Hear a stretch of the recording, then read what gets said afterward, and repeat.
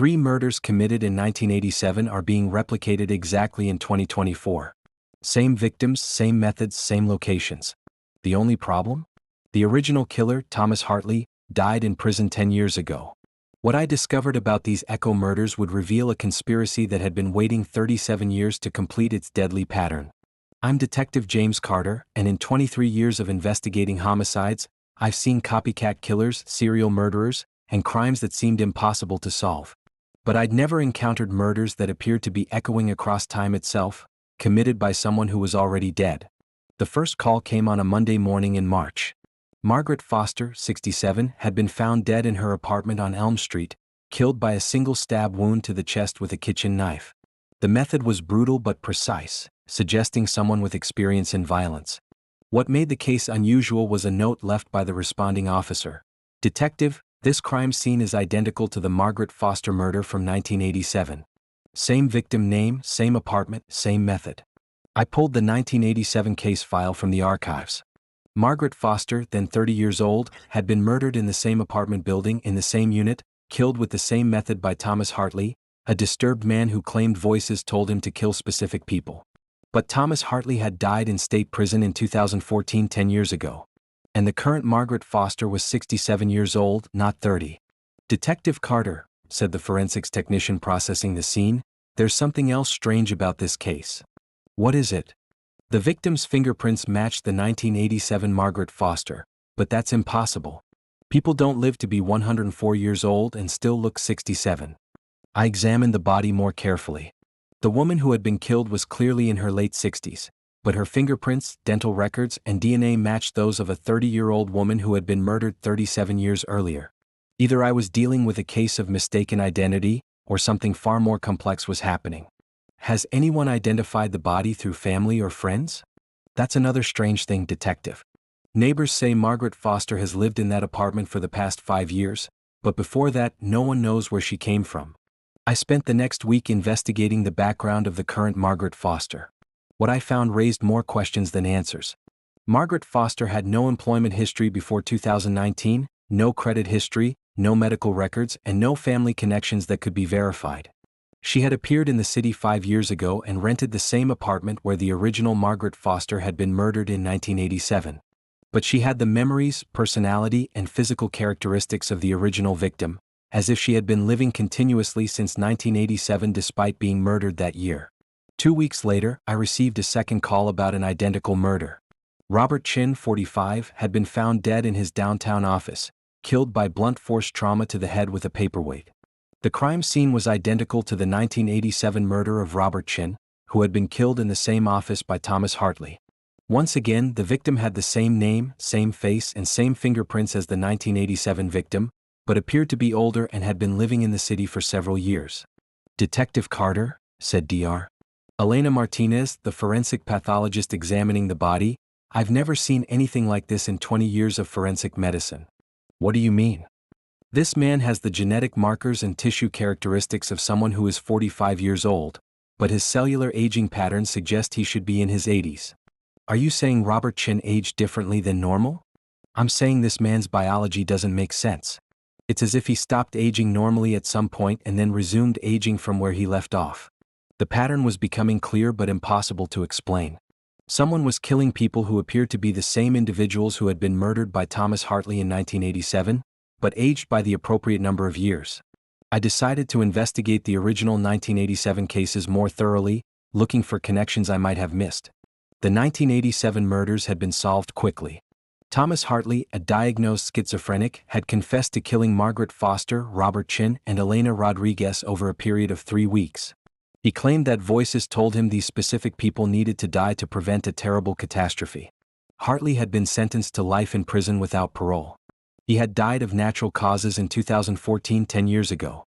But according to prison records, Hartley had spent his final years claiming that his work wasn't finished, that the people he had killed would return and need to be killed again to prevent the catastrophe he had been trying to stop.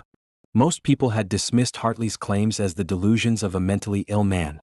But now it appeared that somehow the people he had killed in 1987 had indeed returned. 3 weeks after Robert Chin's murder, Elena Rodriguez was found dead in her home on Oak Street, killed by strangulation with a telephone cord. Same method, same location, same victim as the 1987 Elena Rodriguez murder. I now had 3 victims who appeared to be the same people Thomas Hartley had killed in 1987, but aged to their current ages and living normal lives until someone began recreating Hartley's murders exactly. The question was, who was killing these people, and how did they know the precise details of crimes that had been committed 37 years ago? I decided to interview Detective Linda Morrison, who had worked the original 1987 cases as a young officer. Linda Morrison was now 68 years old, retired from the police force for 15 years. She lived in a modest house on the outskirts of town and had spent her retirement trying to forget some of the more disturbing cases from her career. Detective Morrison, I'm investigating murders that appear to be connected to the Thomas Hartley case you worked in 1987. Linda's face went pale. What kind of connection? Someone is killing people who appear to be the same victims Hartley murdered 37 years ago. That's impossible. Hartley's victims are dead. I saw their bodies myself. The current victims have the same names, faces, and fingerprints as the original victims, but they've aged 37 years. Linda was quiet for a long time, staring out her living room window. Detective Morrison, is there something about the Hartley case that wasn't included in the official reports? There are always details that don't make it into reports. What kind of details? Linda stood up and walked to a filing cabinet in the corner of her living room. She pulled out a thick folder and handed it to me. These are my personal notes from the Hartley investigation. Things I documented but couldn't include in official reports because they sounded too crazy. I opened the folder and found photographs, witness statements, and detailed notes about aspects of the case that hadn't appeared in any official documentation. Detective Morrison, what am I looking at? Evidence that Thomas Hartley's victims didn't stay dead. According to Linda's notes, there had been multiple sightings of the murder victims in the weeks following their deaths. Neighbors, friends, and family members had reported seeing Margaret Foster, Robert Chin, and Elena Rodriguez alive and going about their normal routines. Did you investigate these sightings? I tried to, but my supervisors shut down any follow-up. They said witnesses were experiencing grief hallucinations and that pursuing ghost stories would damage the department's credibility. But you believed the witnesses? I interviewed 17 different people who claimed to have seen the victims after their deaths. These weren't unreliable witnesses. They were friends, co-workers, and family members who knew the victims well. Linda's notes included detailed accounts of interactions with the allegedly dead victims. According to witnesses, the victims had seemed confused and disoriented, as if they couldn't remember being murdered. Detective Morrison, what did you think was happening? I thought maybe the murders hadn't actually killed them, that somehow they had survived and were suffering from amnesia or trauma. But you saw the bodies yourself? I saw bodies that looked like the victims, but Detective Carter, what if those weren't actually the victims? What if somehow the real victims survived and the bodies we found were something else? The implications of Linda's theory were disturbing. If the original victims had somehow survived their apparent murders, they could have been living in hiding for 37 years, aging normally, until someone discovered their existence and decided to finish what Thomas Hartley had started. Detective Morrison, do you have any theories about who might be killing the returned victims now? Someone who knows the truth about what happened in 1987 and wants to complete Hartley's work. Who would have that knowledge? Someone connected to the original investigation, or someone who had access to Hartley's personal files and testimony. I spent the next week investigating everyone who had been involved in the 1987 Hartley case. What I found led me to Professor David Chin, a forensic anthropologist who had consulted on the identification of the victims' bodies. Professor Chin was now in his 70s, a respected academic who had spent his career studying death, decomposition, and human identification. He had been a young graduate student in 1987 when he assisted with the Hartley case. Professor Chin, I'm investigating murders that appear to be connected to the Thomas Hartley case from 1987. I remember that case. Very straightforward identification work on 3 murder victims. Were there any unusual aspects of the victim identification process? Professor Chin looked uncomfortable. Define unusual. Anything that didn't make it into the official reports. Detective, there are always aspects of forensic work that are difficult to explain in layman's terms. Professor, I need you to be more specific. Chin was quiet for several minutes, apparently struggling with how much to reveal. The bodies we examined in 1987 were biologically inconsistent with the known ages and histories of the victims. What do you mean? The tissue samples, bone density, and cellular characteristics suggested the victims were significantly older than their documented ages. It was as if they had aged rapidly or were somehow not the actual people we thought we were examining. Did you report these inconsistencies? I mentioned them to the lead detective, but she said the case was closed and additional analysis wasn't necessary. Professor Chin, is it possible that the bodies you examined in 1987 weren't actually the murder victims? It's possible but highly unlikely. The facial features, fingerprints, and dental records all matched. But those can be faked or manipulated? With sufficient expertise and resources, yes. I was beginning to suspect that the 1987 murders had been more complex than anyone had realized. If Professor Chin was right about the biological inconsistencies, it was possible that the real victims had survived and been replaced with substitute bodies to cover up their escape. Professor, who would have the expertise to create convincing substitute bodies? Someone with advanced knowledge of forensic anthropology, access to sophisticated equipment, and connections within the medical or research community. Someone like you? Professor Chen's face went pale. Detective, I hope you're not suggesting that I was involved in falsifying evidence. I'm trying to understand how 3 people could be murdered in 1987, have their deaths officially confirmed, and then reappear 37 years later to be murdered again. There are scientific possibilities that most people wouldn't consider. Such as experimental medical procedures that can slow or reverse aging, advanced cloning techniques, or consciousness transfer technology. Are you saying the current victims are clones or artificial recreations of the original victims? I'm saying that modern science has capabilities that didn't exist in 1987. If someone wanted to bring back the Hartley victims, there are theoretical methods that could accomplish it. Professor Chen's explanation was scientifically possible but seemed far-fetched. I needed to find more concrete evidence of what had happened to the original victims and who was behind the current murders.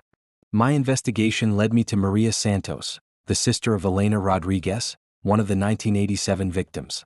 Maria had spent 37 years believing her sister was dead, until Elena had contacted her 5 years ago claiming to have survived the attack. Mrs. Santos, when your sister Elena contacted you in 2019, what did she tell you about surviving the 1987 attack? Elena said she had been badly injured but not killed. She claimed someone had helped her fake her death and go into hiding to protect her from Thomas Hartley. Who helped her? Elena wouldn't tell me. She said it was safer if I didn't know the details. How did Elena explain the 37 years she was missing? She said she had been living in a special facility where she received medical treatment and protection. She aged normally but was kept isolated until it was safe to return. Mrs. Santos, did Elena seem like the same person you remembered from 1987? She was older, obviously, and seemed traumatized by her experience. But she knew things only Elena would know, family secrets, childhood memories, personal details that no one else could have known. When did you last see Elena? 3 days before she was murdered. She came to me saying she was scared, that someone had found her and was trying to finish what Thomas Hartley had started. Did she say who was threatening her? Elena said it was someone connected to the original case, someone who knew she and the other victims had survived. Maria Santos provided me with the most credible explanation for the current murders. The original victims had somehow survived the 1987 attacks, lived in hiding for 37 years, and recently returned to normal life, only to be discovered and killed by someone who knew their secret. But I still needed to identify who was behind the current murders and how they were replicating Thomas Hartley's methods so precisely. The breakthrough came when I discovered that someone had been accessing the sealed evidence files from the 1987 Hartley case. The access logs showed that the files had been reviewed multiple times over the past 6 months by someone with administrative privileges. I traced the access to Dr. Patricia Vance, a forensic psychiatrist who had evaluated Thomas Hartley's mental state during his trial. Dr. Vance was now the director of a private research facility that specialized in treating victims of violent crimes. When I interviewed Dr. Vance, she initially denied any involvement in the current murders. Dr. Vance, our records show that you've been accessing the sealed Hartley case files repeatedly over the past 6 months. I've been conducting research on the long-term effects of violent crime on survivors and families. Research that includes detailed information about murder methods and crime scene evidence? I need comprehensive data to understand the psychological impact of these crimes. Dr. Vance, did you know that the original Hartley victims had survived their attacks? Her composure finally cracked. Detective, you don't understand the full scope of what happened in 1987. Then explain it to me. Thomas Hartley wasn't the real killer. He was a mentally ill man who was manipulated into confessing to murders he didn't commit. Who was the real killer?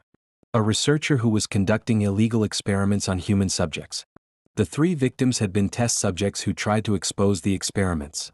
And the researcher decided to silence them? The researcher staged their deaths and put them into a witness protection program of sorts, keeping them isolated in a research facility for 37 years. What kind of experiments? Life extension research, consciousness preservation, genetic modification. Experiments that were decades ahead of their time. Dr. Vance, are you the researcher who conducted these experiments? I was part of a team that was trying to help people overcome the limitations of human biology.